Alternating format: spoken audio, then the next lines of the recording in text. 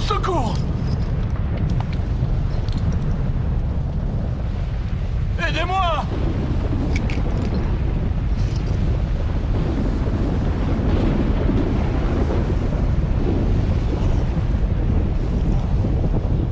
Au secours!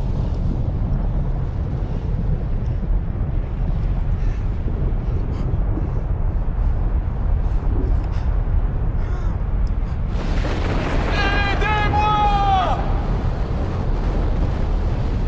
Aidez-moi!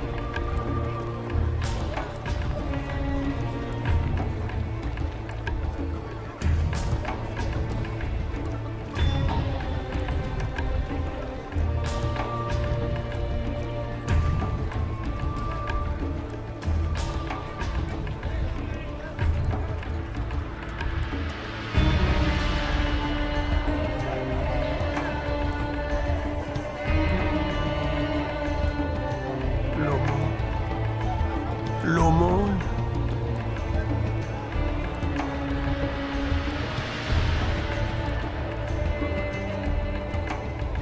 L'aumône. L'aumône. Comment oses-tu me toucher? Tu veux que je sois aussi sale que toi? Je ne devrais même pas te permettre de mendier à ma porte. Pardonne-moi, Seigneur. Pardonne-moi, je n'ai pas mangé depuis des jours. Je me demandais si je pourrais avoir un peu des miettes qui tombent de ta table. Des miettes qui tombent de ma table. Mais alors, que mangeront les chiens? Mes affaires m'attendent. Brûlez-moi ça, c'est infecté.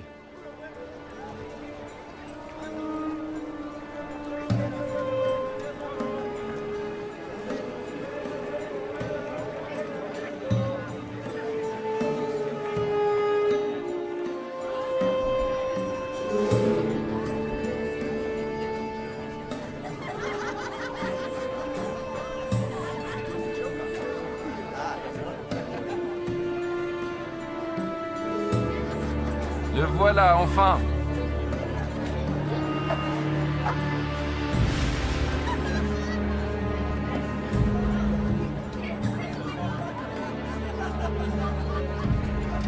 Mon frère préféré. Que me veux-tu cette fois? Nous avons dépensé sans compter. Je le vois bien. Il y avait un homme riche qui était vêtu de pourpre et de fin lin et qui menait joyeuse et brillante vie. Un pauvre, nommé Lazare, était couché à sa porte, couvert d'ulcères et désireux de se rassasier des miettes qui tombaient de la table du riche.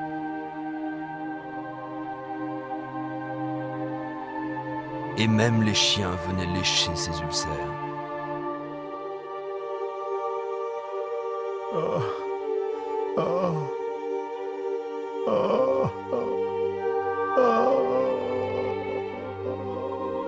Dieu, aide-moi. Pourquoi? Pourquoi? Pourquoi?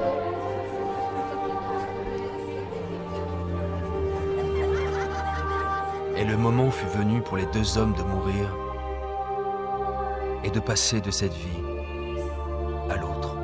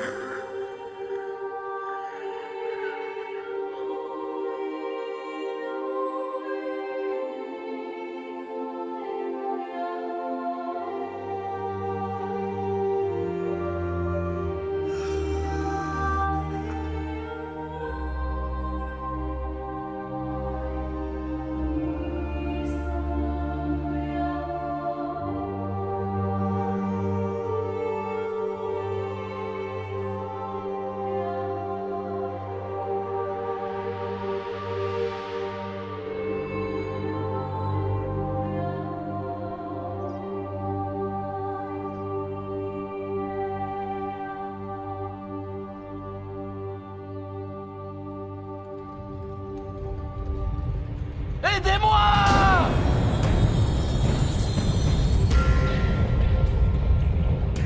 Au secours!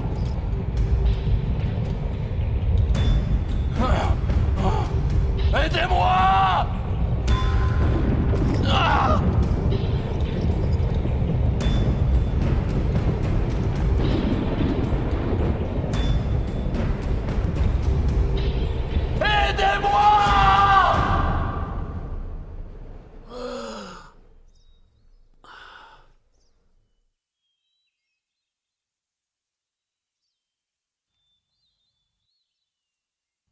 L'aumône.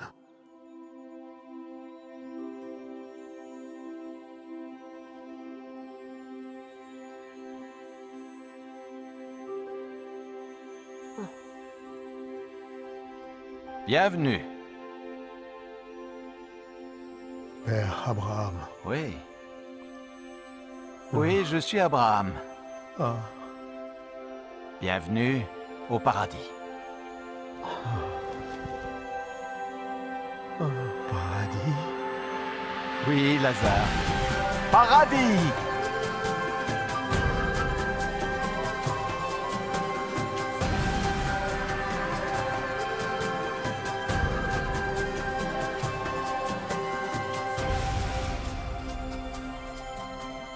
Nous avons préparé un banquet en ton honneur. Oui, oui, viens.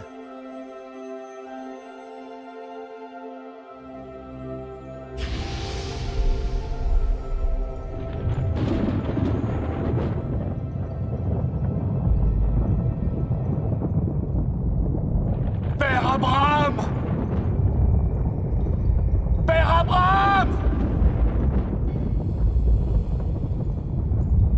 Aie pitié de moi!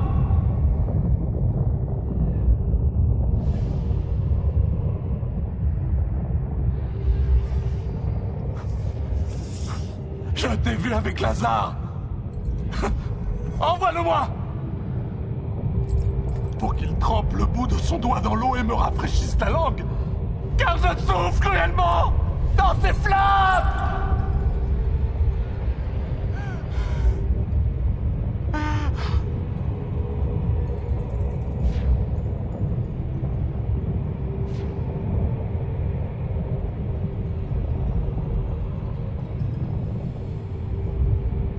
Fils, souviens-toi que tu as reçu tes biens pendant ta vie. Et que Lazare a eu les maux pendant la sienne. Maintenant, il est ici consolé, et toi tu souffres. Je t'en prie! Je t'en prie! Par-dessus tout cela, il y a entre nous un grand abîme. Si quelqu'un voulait passer d'un côté à l'autre, il ne le pourrait pas. Et personne ne peut traverser de toi vers nous. Père Abraham, il y a une chose que je veux te demander. Envoie Lazare dans la maison de mon père, car j'ai 5 frères, pour qu'ils les avertissent et qu'ils ne viennent pas eux aussi dans ce lieu de tourment.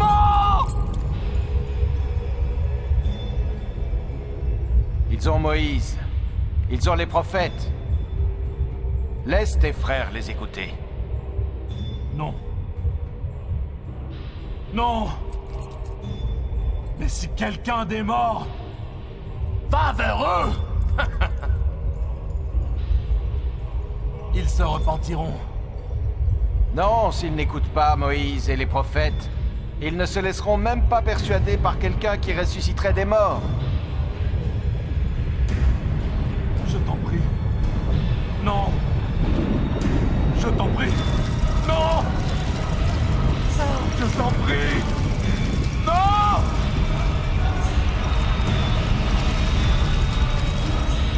Non. Non.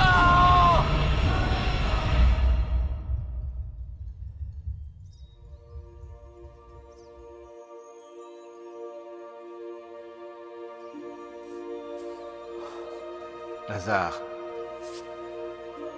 viens dans le lieu que ton père a préparé pour toi.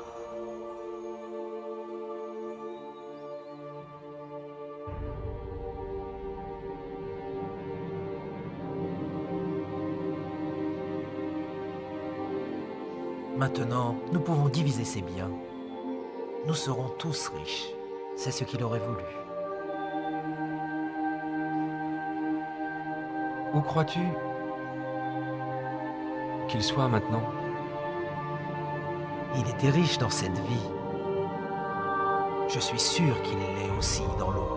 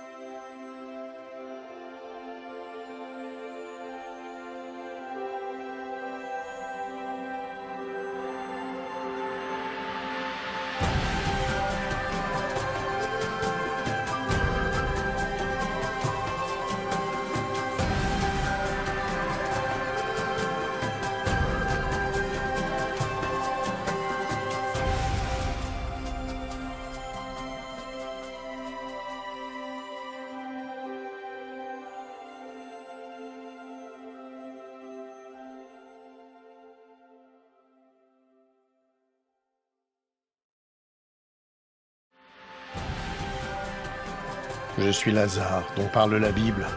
Vous en apprendrez plus sur moi et cette histoire dans Luc 16, chapitres 19 à 31. Qu'avez-vous appris de cette histoire? Comment pouvez-vous appliquer cette histoire à votre vie? Laissez-moi vous raconter certaines des choses que j'ai apprises de cette expérience. Ce que Dieu m'a enseigné. J'étais un homme très pauvre. En fait, j'étais tellement pauvre que j'en étais malade, que je n'avais personne pour s'occuper de moi. Même les chiens venaient me lécher. À cause de ma condition, je me sentais insignifiant et sans espoir dans ce monde. Mais ma foi en Dieu n'a pas vacillé. Et à ma grande joie, lorsque j'ai ouvert les yeux au paradis, j'ai appris que je n'étais pas insignifiant pour Dieu. Il connaissait toutes mes pensées. Il savait même combien j'avais voulu rencontrer Abraham. Alors il l'a envoyé, lui Abraham, pour m'accueillir et me souhaiter la bienvenue. Lorsqu'Abraham, le père de notre foi, m'a salué, je fus envahi par la joie. Comment un tel homme béni de Dieu pouvait-il s'intéresser à moi? Apparemment abandonné de Dieu et sans utilité. Vous êtes-vous déjà senti ignoré, oublié, insignifiant? Dieu ne vous a pas oublié. Où que vous soyez, qui que vous soyez, quels que soient vos problèmes, j'ai appris que personne n'était oublié de Dieu. Mon histoire prouve que rien ne peut nous séparer de l'amour de Dieu. Le riche était dominé par sa richesse, son influence et le luxe.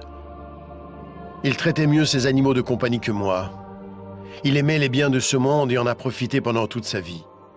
Il y avait des jours où je me demandais si Dieu savait qu'il n'était même pas prêt à m'accorder les miettes qui tombaient de sa table.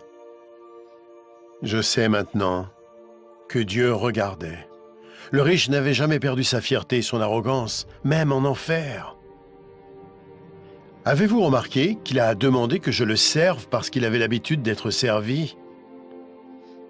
L'enfer est plein de gens qui veulent être servis. Mais parce qu'il avait été servi sur terre, Abraham lui a dit qu'il avait déjà bénéficié des plaisirs et qu'ils étaient terminés. J'ai appris comme il est important pour Dieu que nous servions les autres sur terre. Plus spécialement, ceux qui sont faibles et qui souffrent. Mon histoire illustre la façon dont Dieu veut que nous utilisions notre argent, nos biens et notre influence. Il est clair qu'une courte période nous est accordée sur terre pour tester la façon dont nous utilisons ce que Dieu nous accorde, pour nous-mêmes ou pour les autres. Ce n'est pas faux d'avoir des biens ou d'être pauvre. Ce qui est faux, c'est de refuser de servir les autres. Jésus-Christ a dit que même lui était venu servir, non pour être servi. Si vous utilisez l'argent et tout ce que Dieu vous a donné pour servir les autres, il sera satisfait, quoi que vous possédiez. Vous pouvez vous interroger sur l'enfer et le paradis, et sur ce qui arrivera après votre mort. Christ viendra au dernier jour pour juger le monde. Le jour du jugement, le méchant sera envoyé en enfer, un lieu de tourment terrible et infini. Mais le juste sera emmené au paradis, un lieu glorieux et heureux où il sera pour toujours auprès du Seigneur Jésus-Christ. Il y a tellement d'autres choses que Dieu veut nous apprendre. Notre prochaine histoire va poursuivre cette aventure.